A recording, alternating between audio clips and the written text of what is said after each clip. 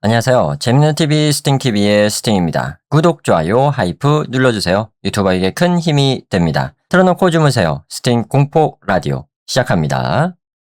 제목, 리스트. 이 이야기는 제가 고등학생 때의 일이니까 벌써 10년도 더 지난 이야기입니다. 저는 가끔 앞날을 예견하는 꿈을 꾸곤 했습니다. 나이가 든 지금은 빈도가 많이 줄었지만 10대 시절에는 꽤 자주 가위에 눌리거나 신기한 꿈을 꿨죠. 지금 생각해도 목덜미에 스산한 한기가 번지는 듯한 기묘한 경험이었습니다. 하지만 이번에 해드릴 이야기는 단순한 예지몽이 아니라 꿈이 현실이 되어버린 정사몽에 가깝습니다. 아니, 반은 꿈이고 반은 현실이었다고 말하는 게 더 정확할지도 모르겠습니다. 말로 다 설명하기는 어렵지만 그 끔찍했던 공포 체험을 지금부터 시작해 보겠습니다. 그 시절 저는 어떤 기억법에 완전히 꽂혀 있었습니다. TV에서 본 게 계기였던 것 같은데 아주 특별한 방식을 사용하면 주변의 물건 100개 이상을 순서대로 완벽하게 외울 수 있는 방법이었습니다. 아마 아시는 분도 계시겠지만 쉽게 설명해 드리겠습니다. 이걸 장소기억법 혹은 기억의 궁전이라고 부릅니다. 먼저 자신에게 아주 익숙한 장소, 예를 들면 집 구조를 머릿속으로 떠올립니다. 대문, 현관, 거실, 주방, 안방 순으로 머릿속에서 쉽게 이어질 수 있는 동선을 짜고 그 순서를 고정합니다. 한 바퀴 도는데 10군데 정도가 적당합니다. 그리고 그 장소 하나하나에 외우고 싶은 물건을 연관 짓는 것입니다. 예를 들어 첫 번째 물건이 비닐봉지라면 대문에 비닐봉지가 대롱대롱 매달려 있는 풍경을 아주 생생하게 상상하는 식입니다. 두 번째 물건이 귤이라면 현관문 옆에 귤이 덩그러니 놓여있는 모습을 상상하는 것이죠. 한 바퀴를 돌아서 10개의 물건을 다 배치하면 이제 두 번째 바퀴를 돕니다. 11번째 물건이 스테이플러라면 아까 문에 매달아둔 비닐봉지 안에 스테이플러가 들어있는 풍경을 상상하며 기억을 더딥히는 것입니다. 이런 식으로 계속 진행하는 방법이었습니다. 이 과정을 반복하면 누구나 최소 100개 정도는 쉽게 외울 수 있습니다. 저는 이 방법으로 친구와 누가 더 많이 외우나 내기를 하며 놀았습니다. 매일 연습하다 보니 나중에는 엄청난 양을 외울 수 있게 되었고 머릿속의 이미지도 마치 실제처럼 아주 생생하게 그려낼 수 있게 되었습니다. 그러던 어느 날 이상한 꿈을 꿨습니다. 꿈속에서 저는 저희 집 안을 천천히 걷고 있었습니다. 또 기억법 연습을 하고 있나 보네 하고 생각했죠. 꿈이라는 건 알았지만 완전히 꿈이라고 단정짓기엔 기분이 묘하고 어스름한 상태였습니다. 눈앞에 보이는 집안 풍경은 소름 돋을 정도로 생생했고 집안 전체에 기묘한 공기가 흐르고 있었습니다. 사방이 죽은 듯 고요한 가운데 스스스 하는 기분 나쁜 소리가 귓가에 맴돌아 가슴이 이유 없이 쿵쾅거리기 시작했습니다. 그때 거실 탁자 위에서 어떤 물건 리스트를 발견했습니다. 꿈속이었지만 자연스럽게 기억법 연습이 시작되었습니다. 저는 리스트에 적힌 순서대로 물건들을 집안 곳곳에 배치하며 외우기 시작했습니다. 하지만 리스트에는 전부 합쳐서 40개 정도밖에 적혀 있지 않아 꿈속에서 저는 조금 싱겁다고 느꼈습니다. 적혀 있던 물건들도 전부 평범한 것들 뿐이었습니다. 신기하게도 아침에 잠에서 깬 뒤에도 꿈속에서 외웠던 40개의 물건이 아주 선명하게 기억났습니다. 꿈에서까지 연습을 하다니 참 극성이다 싶었죠. 학교에 가서 친구에게 그 꿈 이야기를 했습니다. 친구는 흥미진진하게 듣더니 제게 이런 질문을 던졌습니다. 야, 근데 그 꿈속 리스트에 적혀있던 물건들 말이야, 전부 네 방이나 너희 집에 실제로 있는 물건들이었어? 저는 속으로 얘가 무슨 소리를 하는 거지? 싶었지만 생각해보니 정말 전부 집에 있는 물건들이 맞았기에 그렇다고 대답했습니다. 하지만 이때 친구가 던진 질문의 진짜 의미를 조금만 더 깊게 생각했더라면 제가 그런 끔찍한 일을 겪지 않았을지도 모릅니다. 그로부터 며칠 뒤 또 그 꿈을 꿨습니다. 똑같은 기억법 연습 꿈이었습니다. 저는 익숙하게 거실로 향했고 예상대로 거실 탁자 위에 리스트가 놓여 있었습니다. 천천히 종이를 들어 살펴보았습니다. 첫 번째 물건은 신문지였습니다. 저는 현관을 나와 대문으로 향했습니다. 그런데 대문 앞 길거리에 누군가 서 있었습니다. 자세히 보니 유모차를 끌고 있는 할머니였습니다. 허리는 잔뜩 굽었고 머리는 하얗게 센 노파였습니다. 그 노파가 미동도 하지 않고 이쪽을 틈새로 지켜보고 있었습니다.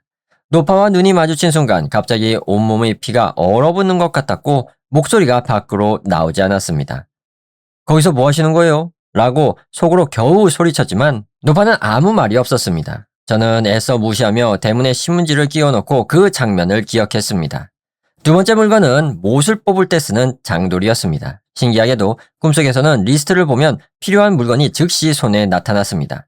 신문지도 장돌이도 손에 쥐어지는 감각이 생생했죠. 저는 장돌이를 현관문 옆에 기대어 놓았습니다. 세 번째 물건은 야구 배트였습니다. 저는 현관 안 신발장 위에 배트를 올려두었습니다. 네 번째 물건을 확인했을 때 고개를 갸우뚱했습니다. 종이에는 등유라고 적혀 있었습니다. 정신을 차려보니 제 손에는 등유가 가득 찬 플라스틱 통이 들려 있었고 저는 그것을 거실에 가져다 두었습니다. 사실 이때 눈치챘어야 했습니다. 다섯 번째 물건은 식칼이었습니다. 이상했습니다. 조금 전부터 나오는 물건들이 죄다 위험한 것들 뿐이었으니까요. 공기가 갑자기 급격하게 차가워지며 비릿하고 습한 냄새가 코를 찔렀습니다. 무언가 불길하고 불안한 예감이 엄습했지만 저는 주방 식탁 위에 식칼을 올려두었습니다. 여섯 번째 물건을 보았습니다. 박스 테이프였습니다. 에휴, 이제 겨우 평범한 게 나왔네 하며 안도한 저는 그것을 세탁실 세탁기 위에 올려두었습니다. 일곱 번째 물건은 시멘트였습니다. 저는 뭔 시멘트야? 하면서도 묵직한 시멘트 포대를 욕실 바닥에 뒀습니다. 아무리 생각해도 이상했습니다. 이 시점에서 저는 이것이 완전히 꿈이라는 것을 자각했고 어떻게 해야 할지 고민했습니다. 하지만 당장 무슨 일이 일어나는 건 아니니 일단 한 바퀴 10개만 마저 외우고 깨어나자고 안일하게 생각하며 다음 장소로 이동했습니다. 다음 장소는 제 방이었습니다. 방에 들어가니 현실의 방과 똑같았습니다. 여덟 번째 물건은 밧줄이었습니다. 저는 침대 위에 밧줄을 툭 던져두었습니다. 그런데 문득 시선이 쓰레기통으로 향했습니다. 무언가 검은색 덩어리가 잔뜩 들어있는 게 보였습니다. 이게 뭔가 싶어 다가가 들여다본 순간 기겁하고 말았습니다. 거무죽죽하고 긴 사람의 머리카락이 쓰레기통에 가득 뭉쳐서 꿈틀거리고 있었던 것입니다. 저는 비명을 지르며 방에서 뛰쳐나왔습니다. 복도에서 거친 숨을 몰아쉬며 평소와 다른 꿈의 위압감에 공포를 느꼈습니다. 하지만 꿈속에서 화를 당해본 적은 없었기에 억지로 정신을 다잡고 계속 진행했습니다. 아홉 번째 물건은 드라이버였습니다. 저는 화장실 변기 커버 위에 드라이버를 놓았습니다. 열 번째 물건은 가스레인지였습니다. 저는 2층 방 구석에 가스레인지를 가져다 놓았습니다. 그리고 마지막 11번째 물건을 보았습니다. 피아노 선이었습니다. 10번까지는 우리 집에 다 있는 물건들이었지만 피아노 선 같은 게 우리 집에 있을 리가 없다고 생각했습니다. 그런데 그 순간 손바닥에 소름 끼치는 감각과 함께 차가운 철사가 쥐어졌습니다. 보니까 정말 피아노 선이었습니다. 어라? 이런 게 집에 있었나? 의아해하며 계단 맨 아래 칸에 피아노 선을 묶어두었습니다. 좋습니다. 일단 한 바퀴 분량은 전부 머릿속에 기억했습니다. 기분 나쁜 점들이 많았지만 꿈이니까 그렇겠지 하며 약속대로 두 번째 바퀴를 돌기 위해 이동했습니다. 하지만 그게 제 인생 가장 끔찍한 실수가 될 줄은 꿈에도 몰랐습니다. 다시 현관을 나와 대문으로 향했습니다. 리스트를 보니 라이터라고 적혀 있었습니다. 그런데 갑자기 대문 너머에서 기분 나쁜 소리가 들려왔습니다. 탁, 탁, 탁.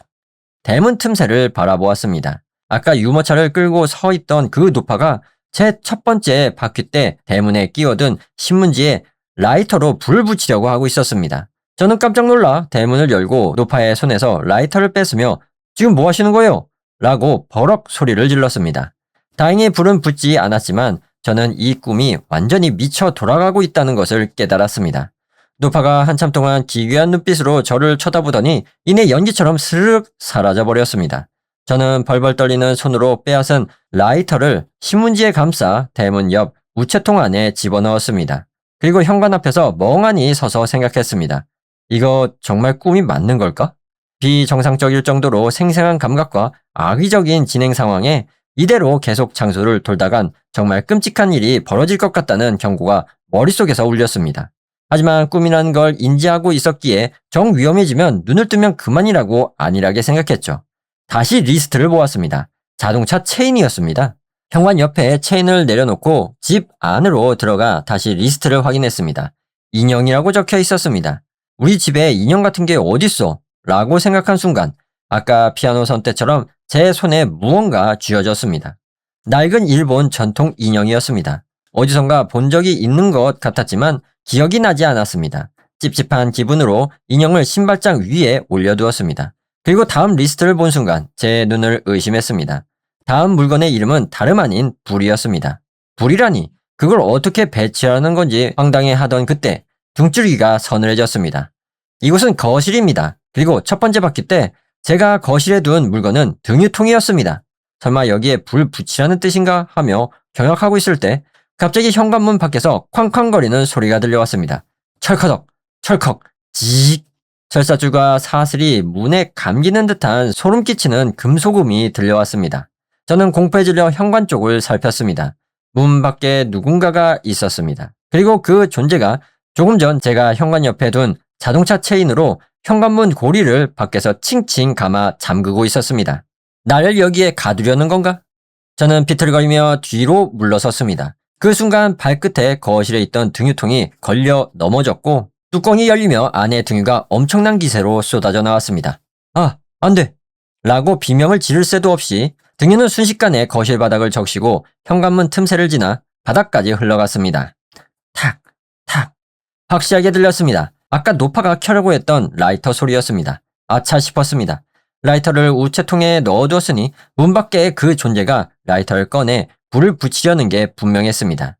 제 발밑도 이미 등위로 흥건하게 젖어 있었습니다. 저는 본능적으로 주방을 향해 맹렬하게 달렸습니다.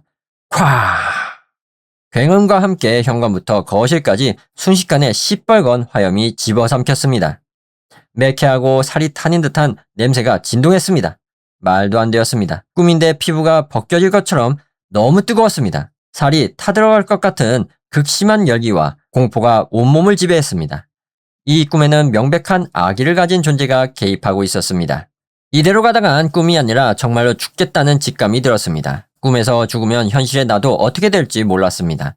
뭐라도 타겟책이 없을까 싶어 눈물이 범벅된 채로 리스트를 확인했습니다. 그리고 저는 그 자리에서 얼어붙었습니다. 다음 리스트에 적힌 단어는 발목이었습니다. 말도 안 되는 상황에 정신이 미쳐버릴 것 같았지만 불길이 등 뒤까지 쫓아오고 있었기에 우선 세탁실 쪽으로 도망치려 했습니다. 그때 주방 바닥에서 기분 나쁜 소리가 들렸습니다. 사각, 사각, 직, 직. 무언가 무거운 것을 질질 끄는 소리였습니다. 고개를 숙여 아래를 바라본 순간 심장이 멈추는 줄 알았습니다. 아까 신발장 위에 올려두었던 그 일본 인형이 제가 현관에 두었던 야구 배트를 질질 끌며 제 쪽으로 걸어오고 있었습니다. 이건 진짜 위험했습니다. 인형은 확실히 사리를 품고 움직이고 있었습니다. 꿈이라고 치부하기엔 너무나 이질적이고 끔찍한 압박감이었습니다.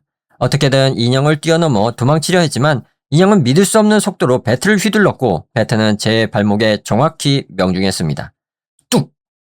뼈가 박살나는 처참한 소리와 함께 저는 바닥에 쓰러져 비명을 질렀습니다. 꿈인데도 비명이 멈추지 않을 정도로 극심한 통증이 전신을 덮쳤습니다. 그리고 고개를 들었을 때 제 눈앞에 더 끔찍한 광경이 펼쳐졌습니다. 그 인형의 손에는 제가 주방에 두었던 식칼이 들려 있었습니다. 그리고 제 오른쪽 발목이 없었습니다. 서늘한 감각과 함께 이미 사라져 있었습니다. 인형은 감정 없는 얼굴로 제 잘린 발목을 주워 올리더니 주방 식탁 위에 툭 올려놓았습니다. 이대로 있으면 난 무조건 죽는다는 생각에 저는 피가 뿜어져 나오는 다리를 이끌고 세탁실을 향해 처절하게 기어갔습니다. 다행히 세탁기 위에 두었던 박스 테이프가 보여 그것으로 잘린 부위를 미친 듯이 감싸 지혈했습니다. 틀림없었습니다. 나는 지금과 누군가에게 사냥당하고 있었습니다. 그리고 이건 단순한 꿈이 아니었습니다. 어떻게든 깨어나야 한다는 생각에 눈을 질끈 감고 깨어나라, 제발 깨어나라 하고 마음속으로 절규했습니다. 하지만 아무리 염원해도 눈이 떠지지 않았습니다. 정신을 차려보니 어느새 양손과 양발이 박스 테이프로 꽁꽁 묶여 있었습니다. 정신을 잃어가는 와중에 이번에는 욕실 쪽에서 기분 나쁜 소리가 들려왔습니다. 스스스, 처벅, 처벅. 시멘트에 물을 섞어 휘젓는 소리였습니다. 저는 공포에 질려 다시 리스트를 보았습니다. 다음 단어는 손목이었습니다. 그 순간 보이지 않는 엄청난 힘에 이끌려 욕실 바닥으로 끌려갔고 제 왼쪽 손목은 가라앉아 굳어가던 시멘트 포대 속으로 강제로 처박혔습니다. 마치 마법에 걸린 것처럼 시멘트가 순식간에 돌처럼 딱딱하게 굳어버렸고 이내 저를 반대 방향으로 잡아당기는 엄청난 반동이 일어났습니다. 우두둑! 제 왼쪽 손목이 그대로 뜯겨 나갔습니다. 찰나의 순간이었지만 뼈와 살이 뜯겨나가는 모습이 마치 슬롯 모션처럼 생생하게 보였습니다. 정신을 차려보니 시멘트는 흔적도 없이 사라졌고 인형은 떨어진 제 왼쪽 손목을 소중하다는 듯 품에 안고 있었습니다. 고통이 한계를 넘었는지 이제 아픔조차 느껴지지 않았습니다. 저는 남은 오른손 하나로 바닥을 긁으며 제 방을 향해 기어갔습니다. 창문으로 탈출하는 것 외에는 방법이 없었죠. 기어가면서 필사적으로 머리를 굴렸습니다. 이건 일종의 저주의 결계 같은 것이고 그 범인은 분명 이 집 안으로 한정되어 있을 것이라고 생각했습니다. 도대체 누가 나한테 이런 짓을 하는지는 알 수 없었지만 이 결계 밖으로, 즉 집 마당 밖으로만 나가면 이 끔찍한 악몽에서 깨어날 수 있을 것이라 확신했습니다. 부악! 끄악! 화장실 앞을 지나갈 때 등 뒤에서 무언가 찌르는 엄청난 충격이 가해졌습니다. 변기 위에 두었던 드라이버였습니다. 계단 앞을 지나 제 방으로 가려던 순간 보이지 않는 손이 제 목덜미를 움켜쥐더니 이번에는 저를 2층으로 사정없이 던져버렸습니다. 2층 복도 바닥에 처참하게 박힌 저는 곧바로 진동하는 이질적인 냄새를 맡았습니다. 가스 냄새였습니다. 자세히 보니 제가 2층에 두었던 가스레인지 호스가 칼로 난도질당해 가스가 거세게 뿜어져 나오고 있었습니다. 이미 온 방 안에 가스가 가득 차 있었습니다. 이곳에 있으면 터져 죽는다는 직감이 든 순간 아래층에 다시 그 소리가 들렸습니다. 탁, 탁. 누군가 그 라이터로 다시 불을 켜고 있었습니다. 저는 반사적으로 계단 아래로 몸을 던져 굴러 내려갔습니다. 콱! 등 뒤에서 폭발음과 함께 2층 전체가 화염에 휩싸이는 것을 보았고 동시에 저는 1층 계단 바닥으로 추락했습니다. 툭! 아! 오른쪽 귀가 그대로 잘려나갔습니다. 계단 맨 아래 칸에 묶어뒀던 피아노 선이 양쪽 기둥에 팽팽하게 연결되어 있었던 것입니다. 저는 1층 바닥을 추락하며 그 피아노 선에 귀를 잃었습니다. 제 몸은 이미 쇼크로 인해 덜덜 떨리며 경련을 일으키고 있었습니다. 여기서 죽을 순 없어! 라며 피눈물을 흘렸지만 피비린내와 타들어가는 연기 속에서 정신이 혼미해졌습니다. 저는 마지막 남은 날숨을 짜내어 제 방을 향해 기어 들어갔습니다. 불길에 온몸을 그을리며 겨우 제 방 안으로 들어온 저는 절망적인 광경을 목격했습니다. 천장에서는 제가 침대에 던져두었던 밧줄이 교수형 올가미 모양으로 예쁘게 꼬인 채 내려와 있었습니다. 마치 이곳에 목을 매달라는 듯이 말입니다. 그리고 쓰레기통 안에서는 아까 보았던 검은 머리카락 무덤이 살아서 꿈틀거리며 기어 나오고 있었습니다. 저는 눈을 질끔 감고 창문으로 향했습니다. 불투명한 유리창 너머로 바깥 풍경이 어렴풋이 보였습니다. 그런데 그 순간 아까 그 인형이 언제 이동했는지 창틀 위에 서서 비웃듯 저를 내려다보고 있었습니다. 어떻게든 나를 밖으로 내보내지 않겠다는 굳은 의지가 느껴졌습니다. 그 순간 엄청난 충격과 함께 저는 방 뒤쪽으로 날아가 장롱에 쾅 부딪혔습니다. 온몸의 뼈가 으스러지는 것 같았고 급격하게 온몸에서 핏기가 빠져나가는 것이 느껴졌습니다. 서서히 의식이 멀어지며 이제 정말 끝이구나 하고 포기하려던 그 순간 불타는 연기 사이로 리스트 종이 한 장이 제 얼굴 위로 펄럭이며 떨어졌습니다. 희미해지는 시야 속에서 저는 리스트 가장 마지막에 적힌 물건의 이름을 보았습니다. 잉어 깃발. 일본에는 5월 5일 어린이날 풍요를 상징하는 잉어 깃발을 매달아두는 풍습이 있었습니다. 그 단어를 본 순간 제 머릿속에 번개가 친 것처럼 모든 기억이 퍼즐처럼 맞춰졌습니다. 동시에 제가 등을 기대고 있던 장롱 안쪽에서 눈이 멀 것 같은 거룩하고 눈부신 빛이 뿜어져 나오기 시작했습니다. 그 빛은 무서운 기세로 방 안을 가득 채웠던 화염과 기분 나쁜 물건들, 그리고 저를 난도질했던 인형들을 집어삼키기 시작했습니다. 그리고 고막을 찢는 듯한 인형의 단발마 비명이 들려왔습니다. 그 비명 소리를 끝으로 암전이 찾아왔고 잠시 후 눈을 떴습니다. 저는 제 방 침대 위에 온전한 모습으로 누워 있었습니다. 벌떡 일어나 양손과 양발을 확인했지만 상처 하나 없이 멀쩡했습니다. 귀도 양쪽 다 잘 붙어 있었죠. 시계를 보니 아침 7시였습니다. 주방에서 어머니가 아침 식사를 준비하는 달그락 소리가 들렸습니다. 저는 홀린 듯 주방 식탁에 앉아 벽에 걸린 달력을 바라보았습니다. 5월 5일 어린이날이었습니다. 어머니는 부지런히 제 앞에 아침상을 차려주시더니 넋이 나간 제 얼굴을 보며 의아한 듯 물으셨습니다. 왜 그래? 오늘 학교도 쉬는 날인데 더 자지 그러니? 아니에요, 엄마. 저 꿈을 꿨어요. 저는 한참 동안 침묵을 지키더니 방금 전 꿨던 끔찍한 꿈 이야기, 그리고 제가 아주 어릴 적 부모님께 선물 받았던 5월 인형에 대한 이야기를 꺼냈습니다. 일본에서는 어린이날에 자식의 건강과 출세를 바라며 집안의 전통 무사 인형을 장식하는 풍습이 있습니다. 저는 어릴 때 2개의 무사 인형을 선물 받았습니다. 하나는 덩치가 크고 힘이 센 킨타로 인형이었고, 다른 하나는 조금 왜소해 보이고 지적인 미나모토 요시츠네 인형이었습니다. 저는 크고 멋진 킨타로 인형만 좋아했고, 지루하게 생긴 요시츠네 인형은 별로 좋아하지 않았습니다. 하지만 매년 5월이 되면 부모님은 그 2 인형을 제 방 안에 정성껏 장식해 주셨죠. 그러던 어느 날 초등학생이었던 저는 장난감이 떨어지자 그 요시츠네 인형을 유리 케이스에서 꺼내 가지고 놀기 시작했습니다. 다른 괴물 장난감들과 싸움을 붙이기도 했죠. 철없던 장난은 점차 심해져 인형을 마당 개울가에 흘려보내기도 하고, 줄로 묶어 허공에 빙글빙글 돌리기도 했습니다. 그리고 절대 해서는 안 될 짓까지 저지르고 말았죠. 인형의 몸에 폭죽을 묶어 터뜨려버린 것입니다. 산산조각이 나고 검게 걸려 차마 눈뜨고 볼 수 없는 몰골이 된 요시츠네 인형을 보며 저는 덜컥 겁이 났습니다. 그래서 대충 부서진 조각들을 모아 케이스에 넣어둔 뒤 장롱 가장 깊숙한 안쪽 창고에 처박아 버렸습니다. 그때 어머니에게는 이제 저런 거 유치해서 보기 싫으니까 치워줘요 라고 거짓말을 했던 기억이 났습니다. 마침 그 다음 해부터 중학생이 되었기에 저희 집은 자연스럽게 2 인형을 더 이상 꺼내지 않게 되었습니다. 제 이야기를 가만히 듣고 계시던 어머니는 슬픈 표정으로 나지막이 말씀하셨습니다. 그랬구나. 요시츠네 인형이 혼자 어두운 곳에서 많이 외롭고 아팠겠네. 저와 어머니는 아침 식사를 마치자마자 장롱 깊숙한 곳에서 수년 만에 먼지 쌓인 인형 상자 2개를 꺼냈습니다. 킨타로 인형은 멀쩡했지만 요시츠네 인형은 제 기억보다 훨씬 더 처참하게 망가져 있었습니다. 인형을 마주한 순간 죄책감과 미안함이 뒤섞인 오열이 터져나와 가슴을 가쁘게 죄어왔습니다.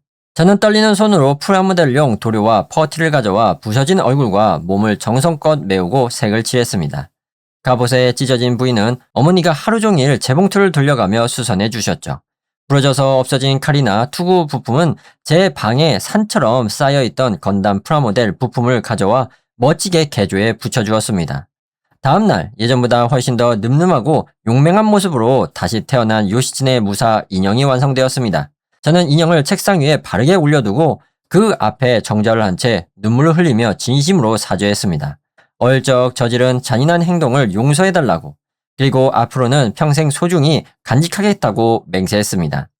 그 후 5월 한 달 내내 그 인형은 제 방 가장 잘 보이는 곳에 자랑스럽게 장식되어 있었습니다. 지금 와서 생각해보면 그 끔찍했던 꿈은 어릴 적부터 저를 영적으로 지켜주었던 인형이 자신을 잊고 어둠 속에 방치한 주인에게 내린 부드러운 경고이자 가르침이었던 것 같습니다. 진심으로 사과한 이후로 저는 더 이상 그 꿈을 꾸지 않게 되었으니까요. 하지만 당시에 미처 깨닫지는 못했는데 지금 이 글을 쓰면서 소름 끼치는 모순을 하나 발견하고 말았습니다. 꿈속에서 대문 밖에서 유모차를 끌고 라이터로 불을 붙이려 했던 그 노파 말입니다. 요시츠네 인형이 만든 저주의 결계는 분명 우리 집 마당과 부지 내부로 한정되어 있었습니다. 그래서 인형도 집 안에 있는 물건들로만 저를 공격할 수 있었던 것이죠. 그런데 그 노파는 완전히 대문 밖, 즉 결계가 미치지 않는 집 바깥 영역에서 서 있었습니다. 인형의 결계와 무관한 존재였다는 뜻입니다. 그날 이후로 그 노파를 현실에서 마주친 적은 없지만 이 사실을 깨달아버린 지금 등줄기를 타고 형언할 수 없는 오한이 오싹하게 스쳐 지나갑니다. 그 노파는 도대체 누구였으며 왜 인형의 틈을 타 우리 집에 불을 지르려고 했던 걸까요? 저는 지금 아주 불길한 예감에 사로잡혀 있습니다. 아하, 이렇게 이야기가 마무리가 되는데요. 어렸을 적 인형을 괴롭히고 놀았던 아이의 죄책감이 고등학생이 되어서 무의식 중에 존재했던 기억이 되살아나서 그 꿈에 나타난 게 아닌가 하는 그런 생각이 들어요. 재밌는 이야기였습니다.